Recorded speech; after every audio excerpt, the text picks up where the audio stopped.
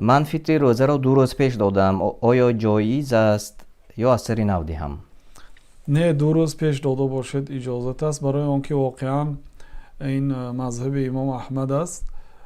2 روز 1 روز پیش دادن اجازت است. ولی من همین روز چی را فکر کردم، وقتی که رمضان 29 روز شود، انسانی که صدقه فطر نداده است در حقیقت سراسیمه میشد. امروز یک سوال دیگر هم شد. یک انسان صدقه فطر را به تاجیکستان میفرستاند و اتفاقا همون بنده همین خیل شده است که پگاه یک شنبه هست. روز دوشنبه خلاصه وقتی نماز عید تمام میشد، ثانی اگر بانک روز دوشنبه شاید کار نمی کند، غلطاً به همین خیل رفته است که باید از تلفنش گرفته نمیتوند پول را، از بانکمات نمیتوند، باید از بانک گیرد. همین خیل شده است که گشته سوال دادن که صدقه فطر بود چیکار کنم. خلاصه گفتیم که دیگه از نو فرستانید.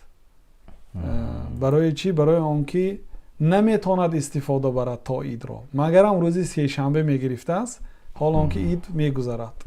بنابراین چخیل ما همین گونه سوال ها را جواب ندهیم و باز هم اسراء و معراج برمیگردند.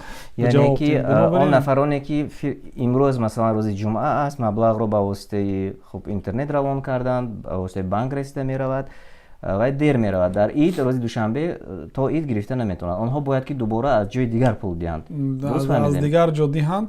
خیر، آن مبلغی که فرستانند میتوانند بخشند، میتوانند بازپس گیرند، لیکن خوب است که بخشند. پیامبر صلی الله علیه و سلم که العائد فی هبته کالکلب یقیء ثم یعود فی قیئه، آدمی که به هدیه اش برمیگردد یعنی به چیزی داده اش مانند سگی که قی کرده است و قیش گشته خورده است. بنابراین نگرفتن خوب است. الله تعالی برای شما عوضی نیک دهد ان شاء الله. بله.